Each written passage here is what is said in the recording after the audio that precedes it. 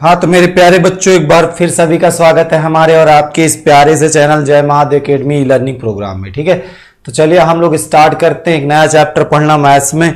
ठीक है, जिसमें हम लोग को पढ़ना आव्यूह के बारे में। तो आज से हम लोग आव्यूह स्टार्ट करेंगे। और बात रही प्रतिलोम त्रिकोणमितीय फलन का, तो उसका एक लेक्चर बाकी हो जिसमें मुझे प्रिंसिपल वैल्यू समझानी है। वो वीडियो भी रिकॉर्ड हो चुकी है, वो वीडियो आप लोग को मिल जाएगी बहुत ही जल्द। और मैं आज से एक नया अगला चैप्टर स्टार्ट करने जा रहा हूँ, मैट्रिक्स। बहुत सारे बच्चों के कमेंट भी लगातार आ रहे थे कि सर आप मैट्रिक्स कब से स्टार्ट करोगे, मैट्रिक्स कब से स्टार्ट करोगे। तो चलिए मैं फिर से एक बार आपके सामने लाइव आया हूँ और आप लोग अपना अपना कॉपी पेन निकालो। और हम लोग दो बुक्स को फॉलो कर रहे हैं, आपको पता है, कुमार मित्तल और आपकी महर्षि शर्मा। ये दो किताबों को हम पूरी तरह से फॉलो करेंगे। तो आप लोग एक बार जुड़ जाइए सभी लोग, वीडियो को लाइक करके शेयर करके अपने सभी दोस्तों तक। और चलिए आते हैं, कॉपी पेन निकालो भैया। और आज थोड़ी सी ये क्लास लेट हो गई और आप लोग उम्मीद करता हूं कभी जग रहे होगे, सोए तो हो गए नहीं इतना जल्दी नींद कहाँ आती तुम लोग को ना, क्यों भाई। चलिए तो स्टार्ट करता हूं मैं आज का ये लाइव सेशन। चलिए हम लोग को इसमें पढ़ना क्या है, मैट्रिक्स के बारे में। देखिए एक क्वेश्चन तो इसमें से आता ही आता, आपके हर एग्जाम में एक क्वेश्चन मान चलिए पक्का आएगा। अब आप इसके क्वेश्चन ना तो ज्यादा टफ होते हैं, अगर थोड़ी सी भी मेहनत आप लोगों ने कर ली। ठीक है, hello sir, how are you, I am fine बेटा। ठीक, बिल्कुल फुल फाइन कहा जाए जिसे, फाइन नहीं फुल फाइन कहा जाए। ठीक, चलो तो फिर मैं पढ़ाना स्टार्ट करता हूं चैप्टर। आप लोग, उम्मीद करता हूं आप लोग तक नोटिफिकेशन गई होगी, और गई हो या ना गई हो, देर में आए हो सबेर में आए हो, जब भी आए हो। ठीक है, एक बात याद रखना, अब हम लोगों ने बहुत सारी चीजें इंप्रूव कर ली है। अब आप मेरे लाइव को थोड़ा सा पीछे जा करके फिर से दोबारा पढ़ सकते हो, कोई दिक्कत नहीं। ठीक है आपको, चलिए पढ़ सकते हो, कोई दिक्कत नहीं। ठीक है, चलिए तो फिर मैं यहां से स्टार्ट करने जा रहा हूं। पहले आव्यूह क्या होता है, पहले बात समझना। आव्यूह होता क्या है, आव्यूह जिसे हम मैट्रिसेस कहते हैं इंग्लिश में, और हम लोग हिंदी मीडियम के शुद्ध छात्र हैं तो हम लोग केवल हिंदी में बात करेंगे, थोड़ा बहुत इंग्लिश बीच में चलती रहेगी। आव्यूह क्या होता है, बात समझो। आव्यूह कहा जाए कि कुछ निश्चित संख्याओं को लेकर के कुछ निश्चित पंक्तियों और स्तंभों में रखने की एक व्यवस्था होती है। ठीक, जैसे मान लीजिए मैं एक एग्जाम्पल आपके सामने लिखता हूं कि मान लीजिए हमने कहा राम है, एक व्यक्ति राम है जिसके पास पुस्तकें जो है, जिसके पास 8 पुस्तक हैं और 5 कलम है। ठीक, और मान लीजिए दूसरा व्यक्ति श्याम है जिसके पास मान लो 10 पुस्तकें हैं और 14 कलम है। ऐसा कुछ भी मान सकते हैं, कोई भी एक डेटा हमको दिया जाए और इसी चीज को हम एक पंक्ति और स्तंभ की व्यवस्था में रख दें। जैसे मैं क्या करूं, मैं एक पंक्ति, एक स्तंभ बनाऊं जिसमें मैं पहले पुस्तकों को लिखूंगा। ठीक, और उसके बाद दूसरी स्तंभ बनाऊं जिसमें मैं कलमों को लिखूंगा। ऐसे लिख दिया, ये इसी प्रकार की एक व्यवस्था हमने आव्यूह बनाई है। ठीक है, बहुत ही कमाल का चैप्टर होने वाला है। कारण क्या है, इस चैप्टर से आपका जितना भी डेटा बेस पढ़ाई होती है वो रिलेटेड होती है, भविष्य में आपके लिए बड़ा अच्छा चैप्टर है। ठीक, कभी पीछा नहीं छोड़ेगा मैथ्स जब तक पढ़ोगे, तो इसलिए आप लोग पढ़ना शुरू करिए। ठीक है, तो आव्यूह को हम लोग लिखते कैसे, निरूपित कैसे करते हैं। तो आव्यूह को लिखने के लिए हम लोग क्या करते हैं बच्चा, बड़ा कोष्टक लगाते हैं और बड़े कोष्टक के अंदर इसके एलिमेंट लिखे जाते हैं। ठीक, ये देखिए, जैसे मान लीजिए मैंने एक डेटा लिखा, आपके सामने एक डेटा लिखा। मान लीजिए मैंने कहा कि 1 से 10 तक की संख्याएं 1 2 3 4 5 6 7 8 9 मैं लिख दिया। ठीक है, तो देखिए ये जो होते हैं ऐसे ऐसे, इसको कहते हैं आव्यूह की पंक्ति। बात समझना, इसको हम क्या कहेंगे, आव्यूह की पंक्ति कहेंगे। ठीक, और जो इस प्रकार से, जैसे 1 4 7 जिस क्रम में है, या 2 5 8 जिस क्रम में है, या 3 6 9 जिस क्रम में है, इसको हम कहते हैं आव्यूह का स्तंभ। इसको हम क्या कहेंगे बताओ, आव्यूह का स्तंभ कहेंगे। इतनी चीजें समझ में आई होंगी, पंक्ति क्या होती है, स्तंभ क्या होता है। ठीक, चलिए भैया वीडियो जरूर होने में, चाहे जितनी देर हो गई आप वीडियो को बैक करिए, शुरू से पढ़ना शुरू करिए, कोई दिक्कत नहीं है। हमने सिस्टम बना दिया है कि आप वीडियो को बैक कर सकते हो, आराम से पढ़ते रहिए। ठीक, चलिए तो मैं थोड़ा सा 1 मिनट रुकना, क्योंकि बेचारे सुबह से भूखे प्यासे काम कर रहे हैं ना, तो इनको की हालत हो जाती खराब, इतना ज़्यादा इनसे तुम लोग काम करवा लेते हो। ठीक ठीक, बस 1 सेकंड रुकना, इनको थोड़ा सा 2 बूंद जिंदगी वाली पिला दी जाए और फिर हम लोग चलते हैं। हाँ बहुत लोग हैं, जय महाकाल, वाह वाह बेटा। चलिए तुम लोग बहुत बड़े पुजारी हो महाकाल की मान गए। सबको हाय हेलो है, कॉपी पेन निकाल लो और कम से कम एक एक्सरसाइज तो आज हम लोग खत्म ही करेंगे एनसीईआरटी से भी, और इसमें से भी प्रयास करूंगा कि एक एक्सरसाइज आप लोग की खत्म हो। हाँ, ये लोग दो दो बूंद जिंदगी की पा चुके हैं, और अब चलिए हम लोग पढ़ना शुरू करें। भाई होता क्या ना, बच्चे शिकायत कर देते सर बाद में दिखता नहीं है आपकी वीडियो में। इतना समझ में आया? आव्यूह में पंक्ति क्या होती है, स्तंभ क्या होते हैं। अब यहां से हम लोग शुरू करेंगे। आव्यूह का क्रम या कोटि क्या होती है, आव्यूह का क्रम या कोटि क्या होती है, ठीक बात समझना। तो जैसे ये आव्यूह लिखा है 2 4 6 8, बहुत चैप्टर बेसिक तरीके से समझते चलिएगा। तो इसमें पंक्ति गुणते स्तंभ की जो का मान होता है उसे हम आव्यूह की कोटि कहते हैं। जैसे जैसे मैं क्या देख रहा हूं, 2 पंक्तियां हैं भाई, ये बात समझ जाओगे ना, ऐसे ऐसे जो है क्षैतिज वो पंक्तियां हैं और जो ऊर्ध्वाधर है वो स्तंभ है। तो इसमें 2 पंक्तियां 2 स्तंभ, तो इसको हम बोलेंगे 2 and 2 ऑर्डर का मैट्रिक्स, ठीक है। यानी कहें 2 गुणित 2 ऑर्डर का। इसको 2 दूना 4 मत बोल देना। इसका जो फल, इसका जो गुणनफल आएगा वो हमें बताएगा अवयवों की संख्या। क्या बताएगा बोलो? अवयवों की संख्या, नंबर ऑफ एलिमेंट बताएगा, ठीक। जैसे हमने यहां पे लिखा 1 2 3 4 5 6। अब बताओ कितने ऑर्डर का है। तो इसमें हम देखें तो 1 2 3 पंक्तियां हो गई। स्तंभ कितने? 1 2। ये पहचान जाओगे ना कौन पंक्ति कौन स्तंभ है। 3 बाई 2, ठीक है। 3 and 2 ऑर्डर का मैट्रिक्स बोल सकते हैं, ठीक है। मतलब 3 गुणित 2 क्रम का ये आव्यूह है, ठीक है। और इसमें जो इसका गुणा आएगा 6, उतने अवयव होंगे। कितने अवयव होंगे भैया? 6। समझ गए, ठीक है। जैसे मैंने यहां पे लिखा 4 3 2 1 5 6 7 8। अब बताओ ये कितने ऑर्डर का है। ये वाला जो मैट्रिक्स देखेंगे तो इसमें 1 2 पंक्ति है और 1 2 3 4 स्तंभ है। तो ये वाला हो जाएगा 2 पंक्ति 4 स्तंभ, मतलब कहा जाए कि 2 गुणित 4 क्रम का आव्यूह होगा।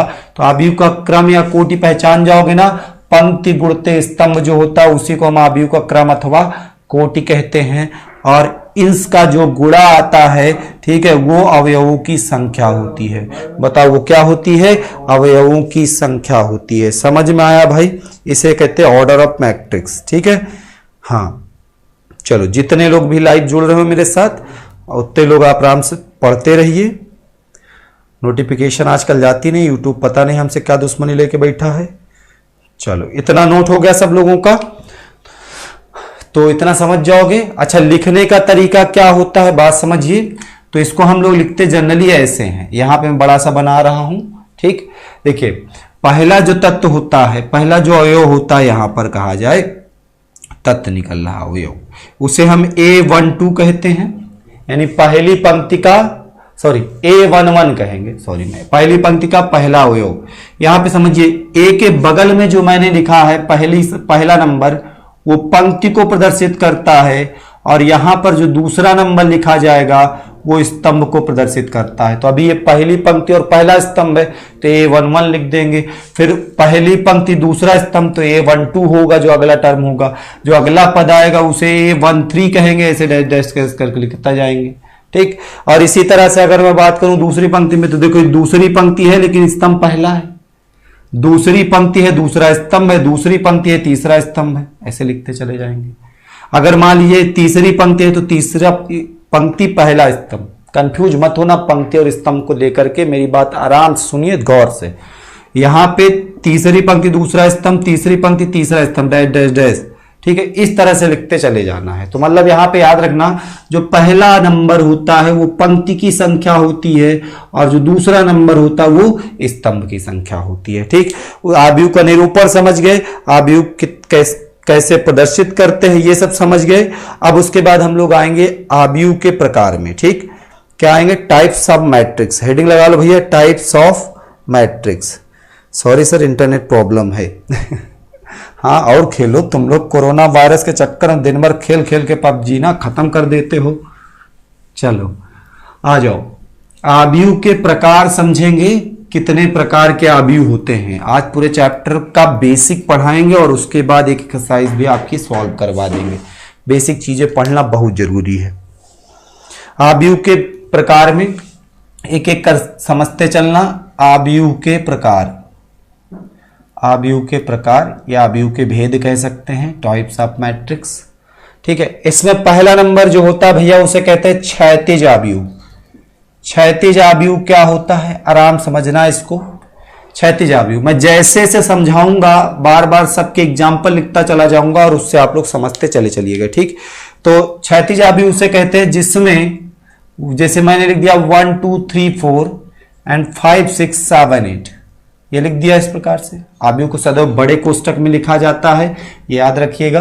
तो 1 2 3 4 5 6 7 8, देखो इसको दो तरह से समझ सकते हैं।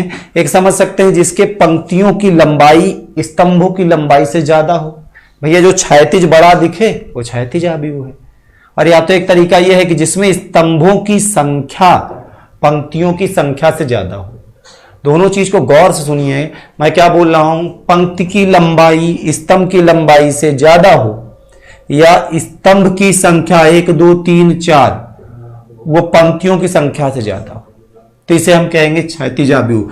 मतलब कह सकते हैं कि अगर किसी आव्यूह में स्तंभ की संख्या, ठीक, पंक्तियों की संख्या से ज्यादा हो, पंक्ति की संख्या से क्या हो, ज्यादा हो, तो उस आव्यूह को हम क्या कहेंगे, क्षैतिज आव्यूह कहेंगे। समझ गए?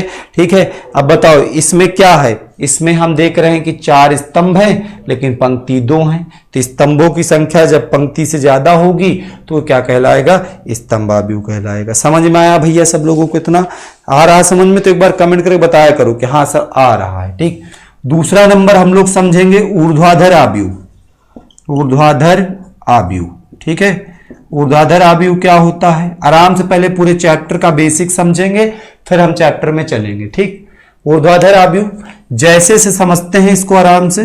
देखो जैसे ये मैंने यहां पे एक मैट्रिक्स लिखा, ये लिख दिया 1 2 3 4 5 6 एंड 7 8, ठीक है, इतना लिख दिया। अब इसमें आप क्या देख रहे हो, स्तंभ की लंबाई पंक्ति की लंबाई से ज्यादा है, स्तंभ की जो लंबाई है वो पंक्ति की लंबाई से ज्यादा है, या हम कह सकते हैं कि पंक्तियों की संख्या 4 पंक्तियां स्तंभों की संख्या से 2 स्तंभ से ज्यादा हो। ठीक, अगर पंक्ति की संख्या ज्यादा होगी, समझ जाओगे ना इसका मतलब, किसके, स्तंभ की संख्या से, स्तंभ की संख्या से, तो उसको हम क्या कहेंगे, ऊर्ध्वाधर आव्यूह कहेंगे। समझ में आया भाई ये दो चीजें? ठीक, I am sorry sir network problem है, नेटवर्क प्रॉब्लम इंटरनेट प्रॉब्लम है नालायकों, जब हम पढ़ाते तभी तुम लोग को सारी प्रॉब्लम होती है। ठीक चलो ये दो चीज समझ गए। इसके बाद तीसरा नंबर आ जाता है वर्ग आव्यूह। वर्ग आव्यूह क्या होता है, तो वर्ग आव्यूह होता है जिसमें पंक्ति और स्तंभ की संख्या बराबर हो। जैसे मैं यहां पे लिखूं 2 3 4 5, 2 पंक्ति 2 स्तंभ, बताओ वर्ग आव्यूह है। जैसे मैं यहां पर लिखूं 1 2 3 4 5 6 7 8 9, अब बताओ कितने ऑर्डर का है, 2 and 2 ऑर्डर का, ये 3 and 3 ऑर्डर का है। तो बताओ जब यहां पे पंक्ति और स्तंभ की संख्या बराबर हो जाएगी तो उस आव्यूह को हम क्या कहेंगे, वर्ग आव्यूह कहेंगे। हर बार जैसे से हम लोग समझने की कोशिश करते रहेंगे। चौथा नंबर आ जाते हैं वर्ग आव्यूह के बाद अगली चीज हम लोग जो समझेंगे, पंक्ति आव्यूह या पंक्ति सदिश। क्या होता भैया, पंक्ति आव्यूह या पंक्ति सदिश। पहले एक एक करके सब कुछ समझ लो, आव्यूह या पंक्ति सदिश।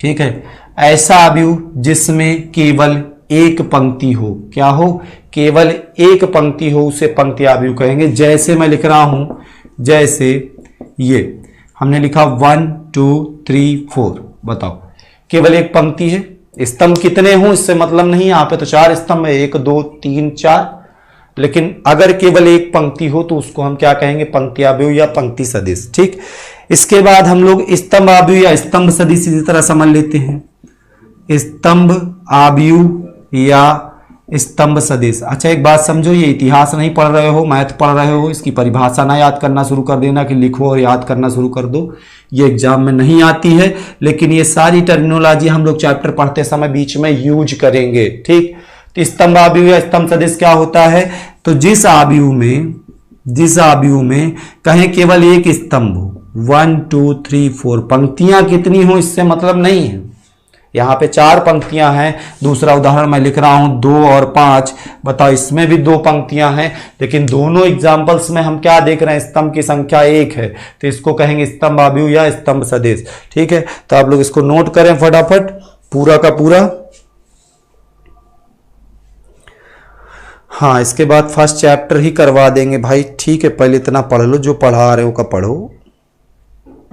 तुम पता नहीं कहाँ कहाँ घुसे रहते हो तुम लोग। ठीक, फर्स्ट चैप्टर भी चलेगा, परेशान ना हो। इसको नोट कर लो फटाफट सब लोग, आगे बढ़ें। इतने आव्यूह समझ में आए। क्षैतिज आव्यूह जिसमें कहें स्तंभ की संख्या पंक्ति संख्या ज्यादा हो। ऊर्ध्वाधर आव्यूह पंक्तियों की संख्या अगर स्तंभ की संख्या से ज्यादा होगी। उसके बाद वर्ग आव्यूह अगर पंक्ति और स्तंभ की संख्या बराबर हो। पंक्ति आव्यूह या पंक्ति सदिश क्या होते हैं, जिसमें केवल एक पंक्ति हो उसे पंक्ति आव्यूह कहेंगे।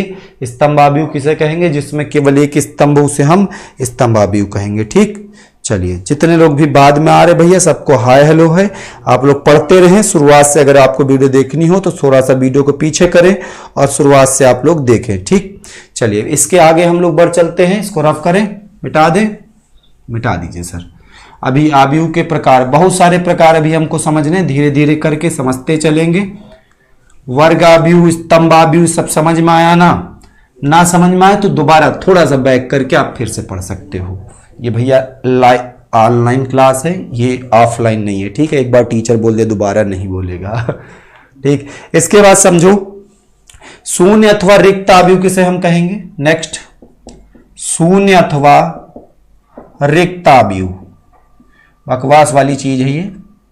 शून्य अथवा रिक्त आव्यूह किसे कहेंगे, तो वह आव्यूह जिसमें प्रत्येक अवयव शून्य हो, जिसका प्रत्येक अवयव शून्य हो। जैसे मैंने एक मैट्रिक्स लिखा 0 0 0 0, या एक मैट्रिक्स मैंने बी लिखा जिसमें लिखा 0 0 0 0 0 0। अब ये कहलाएगा शून्य अथवा रिक्त आव्यूह। ठीक, अगला नंबर अब हम लोग समझते हैं, जिसका प्रत्येक अवयव शून्य हो उसी को कहेंगे शून्य अथवा रिक्त आव्यूह, याद रखना। इसके बाद अगला हम लोग समझेंगे इकाई या तत्समक आव्यूह क्या होता है। इकाई या तत्समक, हिंदी बहुत भयंकर है। ठीक है, और इससे डरना नहीं क्यों, तुम लोग की अम्मा भाषा है। इकाई अथवा तत्समक आव्यूह क्या होता है। ठीक है, तो समझो भैया, जिस आव्यूह में मुख्य विकर्ण, अब एक चीज आप यहां पे नई चीज आ गई, मुख्य विकर्ण क्या होता है सर, तो मुख्य विकर्ण इसे कहते हैं, यहां से यहां तक ये आव्यूह का मुख्य विकर्ण होता है। मतलब A11 से, ठीक है, मिलाना शुरू करो ऐसे, ये मुख्य विकर्ण होता है। तो जिस आव्यूह में मुख्य विकर्ण का प्रत्येक अवयव शून्य हो, सॉरी प्रत्येक अवयव 1 हो। जैसे मेरी बात समझना, मैंने एक डबल आर्डर का लिखा A0 0 1, और एक चीज मुख्य विकर्ण का प्रत्येक अवयव 1 हो, बाकी अवयव शून्य हो, तो उसे हम इकाई अथवा तत्समक आव्यूह कहेंगे। फिर से मेरी बात को समझिए, अगर कोई आव्यूह में से, ठीक है, मुख्य विकर्ण का प्रत्येक अवयव 1 है, बाकी सारे अवयव शून्य हैं, तो इस प्रकार के आव्यूह को हम कहेंगे क्या, इकाई अथवा तत्समक आव्यूह। ठीक है, ये देखो 1 1 1, बाकी दुनिया 0। ठीक, एक और बना दे, अच्छा लग रहा हो तो लो बना देते फिर 1 0 0 0 0 1 0 0 0 0 1 0 0 0 0 1, ये है इसका मुख्य विकर्ण। और मुख्य विकर्ण का प्रत्येक अवयव कितना है, 1 1 1 1 दिख रहा, बाकी दुनिया 0 है, इसको इकाई या तत्समक आव्यूह कहेंगे। समझ में आ रहा ना भाई, डाउट हो तो बता दो भैया सब लोग। ठीक, हाँ बताओ, कहीं किसी को ना समझ में आ रहा तो बोलो, इतना आ रहा समझ में जो मैं बोल रहा हूं, मैं बोले चला जा रहा हूं, तुम लोग सुन नहीं रहे हो। मुख्य विकर्ण क्या होता है समझ गए, मुख्य विकर्ण क्या होता है याद रहेगा ना, इसको हम कहते हैं मुख्य विकर्ण, मुख्य विकर्ण।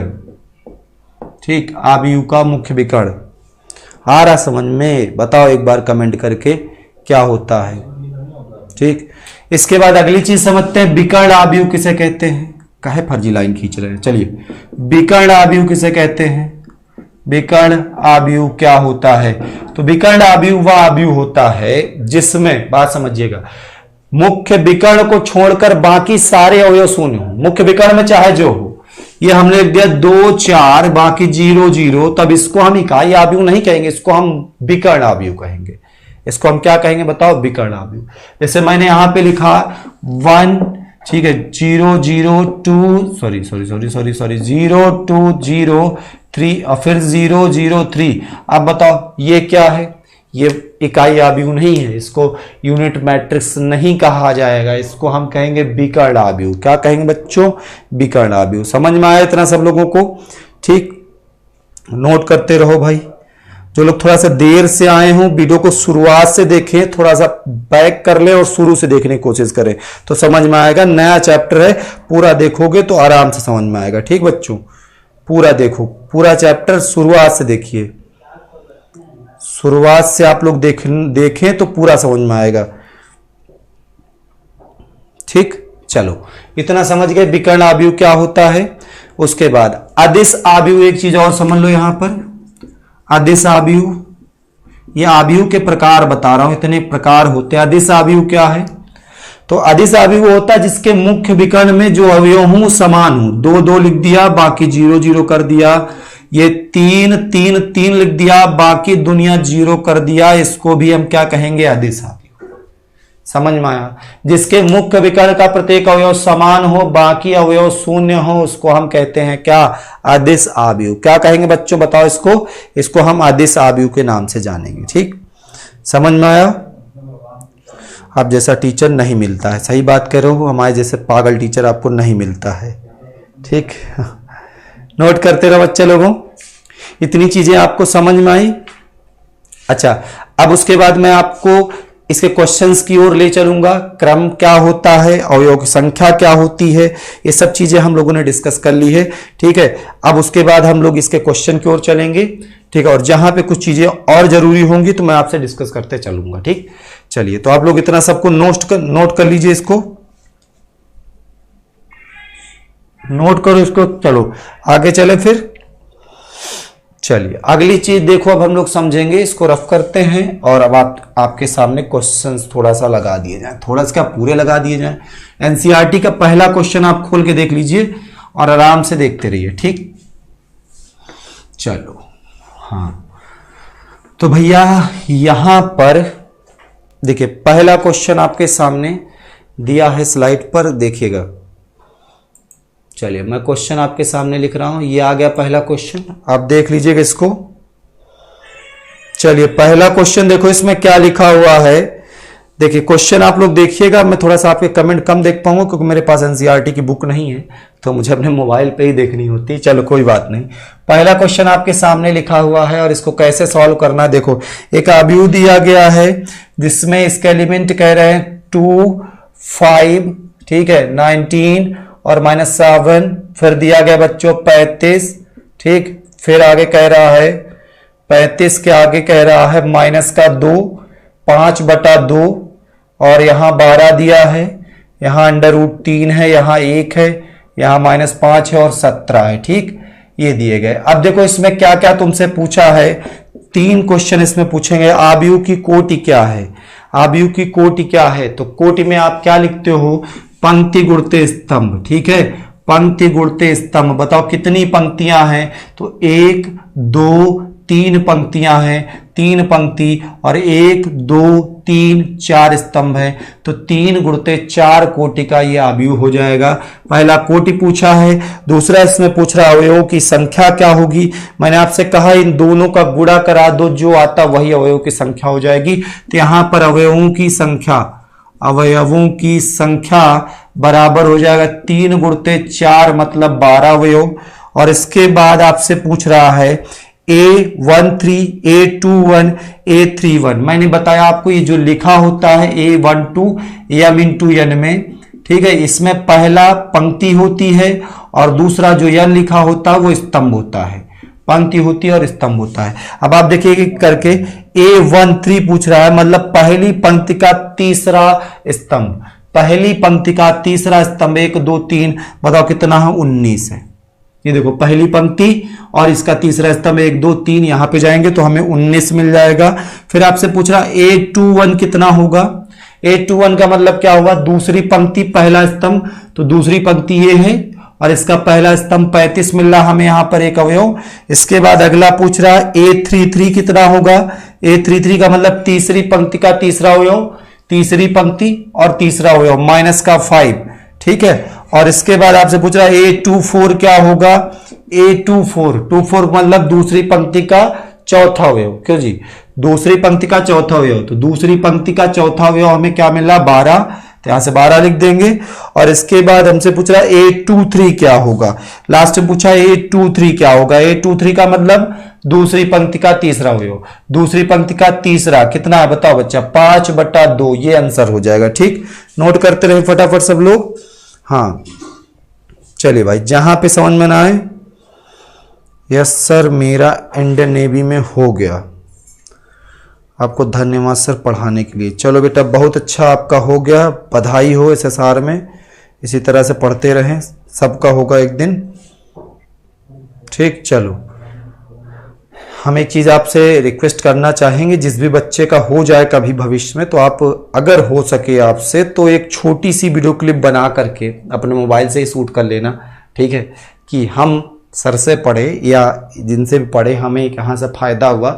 एक छोटी सी क्लिप बना करके आप इस नंबर पे व्हाट्सएप करिए कभी भी, और उसको हम अपने चैनल पे अपने बच्चों के बीच दिखाएंगे कि हमारे पढ़ाए स्टूडेंट्स हैं जो आज ये चीज़ अचीव की है। ठीक, ये नंबर आप नोट कर लीजिए, इस नंबर पे आप मुझे एक छोटी सी वीडियो क्लिप भेज सकते हैं। ठीक, यमन जी, चलिए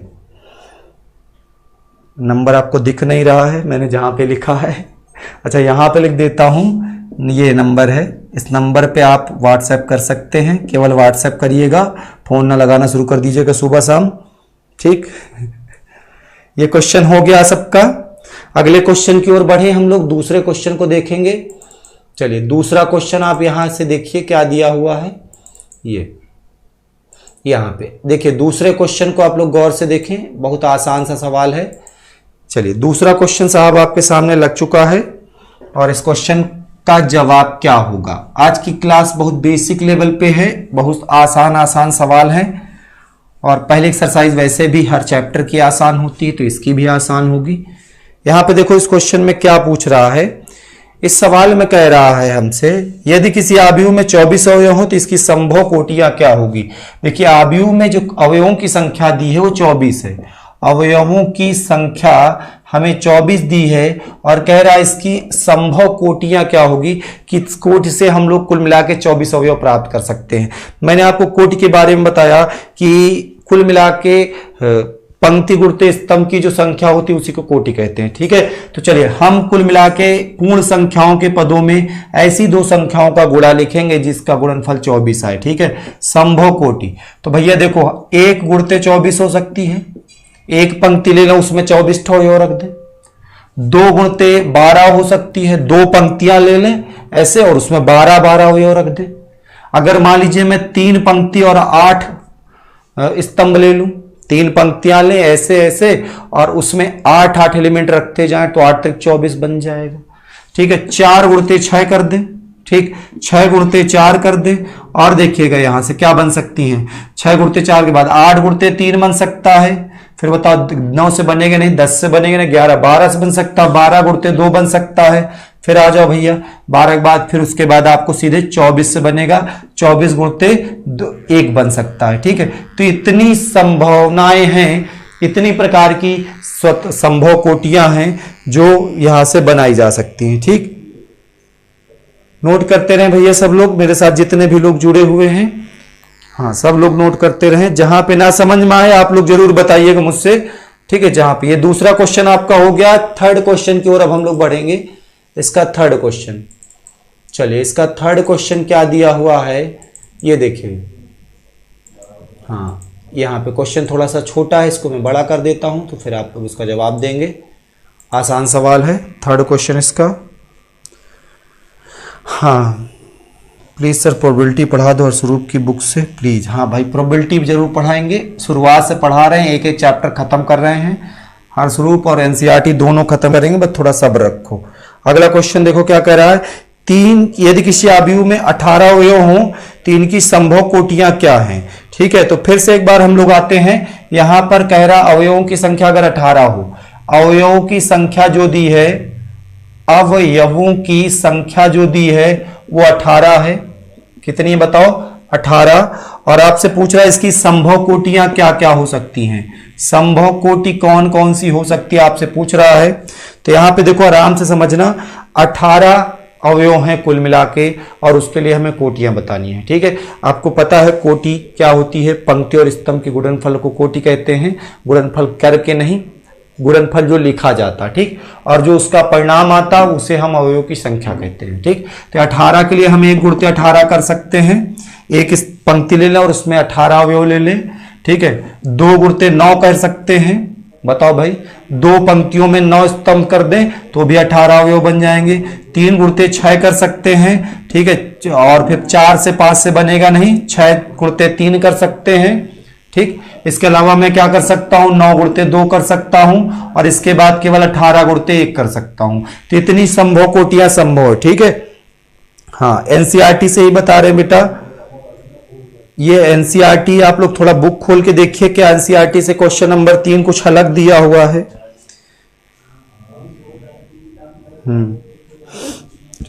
जी चलिए, मैं आपका सचिन जी जवाब जरूर दूंगा। तो एक तरफ से क्वेश्चन लिखते रहो, आज गर्मी बहुत ज्यादा है इस गर्मी में पढ़ा पा रहा हूं। चलिए अच्छी चीज है, और मौसम भी गर्मी वाला आ रहा है, और सब लोग नहा धो लिया करो रोज, सबसे अच्छी बात। चलो अगले क्वेश्चन की ओर हम लोग बढ़ते हैं। क्वेश्चन नंबर 3 तक हो गया, चौथे नंबर क्वेश्चन पे आ जाते हैं। चलिए चौथा सवाल इसका क्या दिया गया है, क्वेश्चन नंबर इसका 4 में लगा देता हूं पहले, उसके बाद फिर आपका चौथा क्वेश्चन नंबर इसका 4 देखिए। हाँ बढ़िया सवाल है, ये सवाल अच्छा हुआ। देखिए यहां पे क्या कह रहा है, चौथे क्वेश्चन को मैं पढ़ना शुरू करता हूं पहले। चौथा क्वेश्चन इसमें कह रहा है 2 गुणित 2 आव्यूह, एक आव्यूह की हमें रचना करनी है। ठीक है, इसमें ए आई जे मतलब पहला आई होगा, दूसरा जे होगा, और ये 2 and 2 ऑर्डर का होगा। ठीक है, मैं दिख नहीं रहा जहां पे लिखे सर, आप थोड़ा सा इसको नीचे करें, यहां पे लिखे। ठीक है, एक आव्यूह ए की रचना करनी है। ठीक है, जिसमें ए आई जे जो होगा ये 2 and 2 ऑर्डर का होगा। ठीक है, ये हमें रचना करनी है, और उसके लिए देखिए हमें संबंध दिया गया है ए आई जे का मान निकालने के लिए। 4 दिए हैं बच्चा, 3 सवाल हैं। ठीक है, एक भी अगर मैं कर दूंगा तो आराम से आप लोग कर लोगे।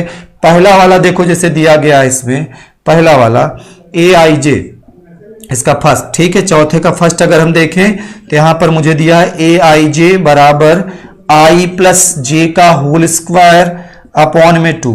अच्छा 2 and 2 ऑर्डर में अगर हम लिखें, 2 and 2 ऑर्डर में हम कोई मैट्रिक्स को लिखें तो ये बताओ क्या होगी, A11 भाई पहली पंक्ति का पहली पंक्ति का दूसरा स्तंभ, फिर दूसरी पंक्ति का पहला स्तंभ, और फिर दूसरी पंक्ति का दूसरा स्तंभ। ठीक, चलिए ये 4 एलिमेंट आप निकाल लोगे तो आपका मैट्रिक्स बन जाएगा। बहुत सिंपल है भैया, आराम समझो। ठीक, अगर A11 निकालते हैं, A11 तो I के प्लेस पे 1, J के प्लेस पे 1, यहां रख देते हैं 1 + 1 का स्क्वायर अपॉन में 2। बताओ 2 का स्क्वायर 4/2 कितना आ गया बच्चा, बोलो 2 आ जाएगा। समझ गए, A12 अगर मैं निकालूं तो I की जगह 1, J की जगह 2 रख रहा हूं, I की जगह 1 रखूंगा। इस फॉर्मूले में, इस संबंध में थोड़ा आराम से समझिएगा।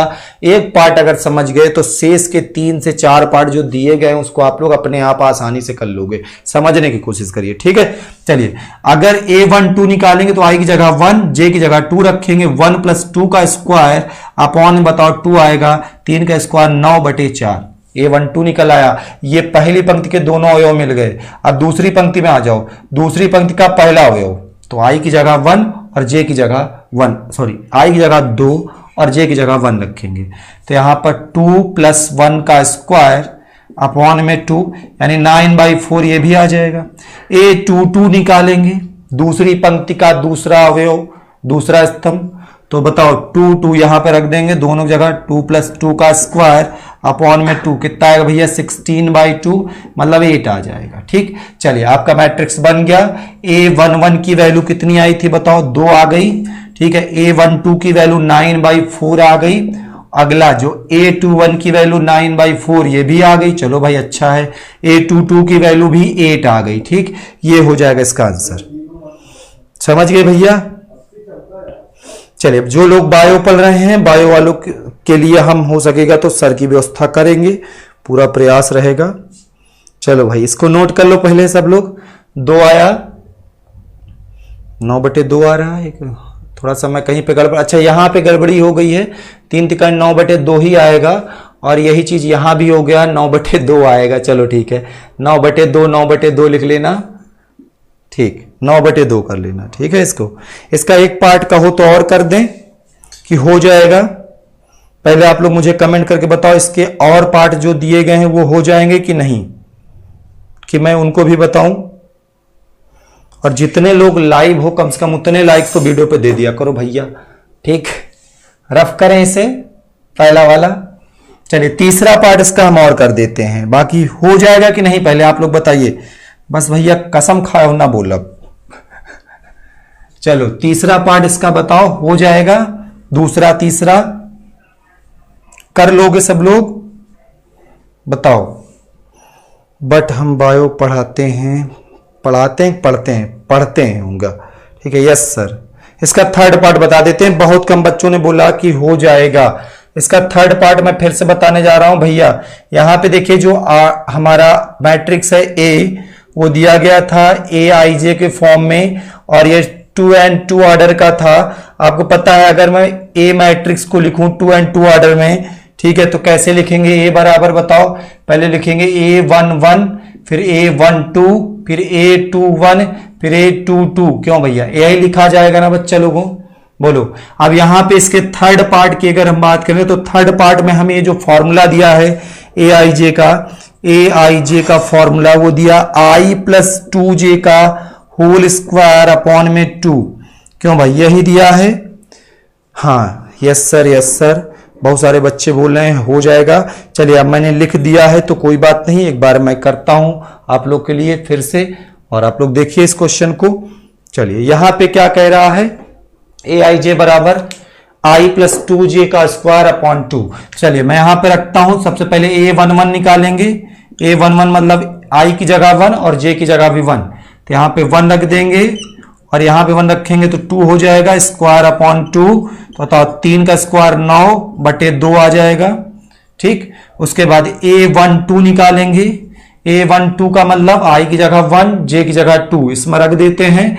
तो I की जगह 1, J की जगह 2, तो 2 दूना 4 हो जाएगा, और स्क्वायर बटे 2। बताओ, 4 1 5 का स्क्वायर 25/2 आ जाएगा।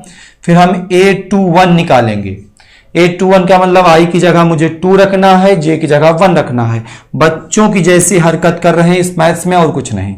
बताओ, I की जगह 2 इंटू J की जगह 1 अपॉन बताओ 2 का स्क्वायर, तो 2 दूनी 4, 2 2 4 का स्क्वायर 16/2 8 आ जाएगा। A22 जब निकालेंगे तो यहां पे समझो I की जगह हमें 2 रखना और J की जगह भी 2 रखना है, तो ये हो जाएगा भैया 2 + 2 2 4 का स्क्वायर अपॉन 2। तो कितना हो जाएगा बताओ? 4 2 6 का स्क्वायर 36/4 मतलब 9 आ जाएगा। चलिए, सारे मान उठाकर रख देते हैं। A11 का आया भैया 9/2, ये आया 25/2, और ये आया A21 की वैल्यू 8, A22 की वैल्यू 9। ठीक है, ये आपका मैट्रिक्स बन जाएगा। उम्मीद करता हूं सेकेंड पार्ट आप इसका अपने से जरूर बनाओगे। ठीक है, सेकेंड पार्ट आप लोग इसका अपने से जरूर बनाओगे। बना लोगे कि नहीं बताओ? 9/2, 25/2, 8 और 9, ये सेकेंड ऑर्डर का हो गया। ठीक, हाँ, oops माय मिस्टेक, कोई बात नहीं। फिजिक्स की क्लास कल आएगी 8-11 बजे दिन में, आपकी आती रहेगी। समझ में आया सब लोगों को? इतने लोगों को, जितने लोग भी लाइव जुड़े हो। चलिए भाई, आगे बढ़ें नेक्स्ट क्वेश्चन की ओर। क्वेश्चन नंबर 5 पे देखते हैं क्या दिया हुआ है। 5वां सवाल इसका। ठीक है, आज का 5वां सवाल पेश किया जाए। ये लो, 5वां सवाल आपके सामने है। इसमें भी हमें एक पार्ट को ही बताएंगे, फर्स्ट या सेकंड में से जो कहो बता दें। भैया देखो, कसम ना खाओ, मैथ है, मैथ में तुम लोग को ना ये सोचना चाहिए कि हम कितने से कितने क्वेश्चन कर पा रहे हैं, हमारे सर कितने बता रहे हैं इससे मतलब नहीं होता, हम कितना कर पा रहे हैं। ये हो गया ना सबका, रफ कर दें। एक पार्ट इसमें हम करते हैं पहला वाला, दूसरा आप मुझे करके दिखाओगे क्या, अपने मन में कर लेना, आंसर मिला लेना पीछे, ठीक। सामने होते ना करके दिखा देते पीटे जाते, ठीक। एक कह रहा है एक आव्यूह बनाना है 3 गुणित 4 क्रम का, ठीक। चलो बच्चा, एक सवाल है हमारे सामने यहां पर दिया गया है, एक आव्यूह बनाना है 3 गुणित 4 का। आव्यूह का क्रम जो दिया है वो दिया है 3 गुणित 4 क्रम का, ठीक है। रचना करना है, अवयव इस प्रकार से प्राप्त होते हैं। इसके लिए संबंध दिया aij बराबर 1/2 मॉड ऑफ -3i प्लस का j, यही दिया है भाई, -3i प्लस का j। सही लिख रहा हूं मैं, एक बार मुझे क्वेश्चन देखना पड़ेगा। 1/2 -3i मॉड ऑफ के अंदर है, ठीक। चलिए, हाँ, तो इसके बाद हम पहले क्वेश्चन को सॉल्व करते हैं। देखो कैसे करेंगे। आपको 3 और मल्टीप्लाई बाई 4 मतलब 3 और 4 के क्रम का आव्यूह लिखना है। तो देखो 3 पंक्तियां होंगी, 4 स्तंभ होंगी। तो अगर हम पूरा मैट्रिक्स लिखें यहां पर 3 पंक्तियों और 4 स्तंभ का, 3 पंक्तियां, तो A11 A12 और A21 हो जाएगा। 3 पंक्तियां बना लो पहले, 3-1 हो जाएगा। और कितने स्तंभ में जाना है? 4 पे, 1-1 1-2 1-3 1-4। फिर यहां पर आ जाओ 2-2 2-3 2-3 एंड 2-4। फिर इसके बाद बताओ क्या आएगा? 3-1 है तीसरी पंक्ति का पहला स्तंभ, तीसरी पंक्ति का दूसरा स्तंभ, तीसरी पंक्ति का तीसरा स्तंभ और तीसरी पंक्ति का चौथा स्तंभ। क्यों भाई, बन गया ना इतना? अब चलो आते हैं सबसे पहले A11। देखो अब आपके सामने क्या है कि एक एक करके ये फॉर्म संबंध दिया है, सारे मान निकालने, इसमें उठा के पटक देना, सवाल खत्म है भैया, ठीक। चलिए नोट करते रहें आप जितने लोग भी हैं। हो जाएगा, ये हो जाएगा क्या? आप लोग एक बार कमेंट करके बताएं क्या ये हो जाएगा। अगर हो जाए तो ना बताऊं फिर मैं, सब बहुत बेसिक सवाल है। चलिए वीडियो पड़ी रहेगी बिल्कुल, आप जब चाहें तब देख सकते हैं, वीडियो कहीं नहीं जाएगी। चलिए मैं इसको बताता हूं, एक बार देखना शुरू करिए इसको। आप लोग क्या करना है, इसमें एक क्वेश्चन कर लेते हैं, ये लास्ट क्वेश्चन होगा आज का। फिर इसके बाद आप लोग पढ़िएगा आराम से घर में, आराम से। A11 निकालेंगे तो 1/2 i की जगह 1 j की जगह 1 इसमें रखते हैं भैया, -3 हो जाएगा +1 तो -2 आएगा, लेकिन मॉड के बाहर हम लेंगे +2 तो 2/2 1 आ जाएगा। मैं डायरेक्टली निकाल रहा हूं। A12 निकालेंगे, 1-2 मतलब 1/2 i की जगह 1 2 की और j की जगह 2 तो -3 प्लस का 2 आएगा, -1/2 आ जाएगा। A13 निकालेंगे तो i की जगह 1 j की जगह भी 3 j की जगह 3 रखेंगे तो ये आ जाएगा बच्चा, बताओ कितना? मॉड ऑफ 1 रखना है भैया, तो -3 और +3 कुल मिला के 0 आ जाएगा। और A14 जब हम निकालेंगे, A14 तो i की जगह 1 j की जगह 4 तो 1/2 यह आएगा -3 मॉड ऑफ बंजरे -3 +4 तो यह आ जाएगा 1/2। अच्छा यहाँ पे गड़बड़ी हो गई, मॉड के बाहर हमेशा प्लस लेते हैं, ठीक। इसी तरह से आपको इस लाइन के अवयवों का मान निकालना है, इसी तरह से आपको इस लाइन के अवयवों का मान निकालना है, ठीक है। और सबको रख देना है। मैं एक लाइन के अवयवों का मान रख देता हूं, बाकी 2 लाइन के अवयवों का मान रखना तुम्हारे घर का काम है, घर से करके आइएगा। यहां पहला 1 आया है, फिर 1/2 आया, फिर 0 आया, फिर 1/2 आया है। इसी तरह से A21 A22 A23 A24 ये सारे मान आप निकालिएगा, इसमें रखते जाइए। संबंध आपको ये दिया गया है, ठीक। ये संबंध आपको दिया गया है, इस संबंध से आप कर सकते हो, ठीक। सब लोग नोट करते रहो।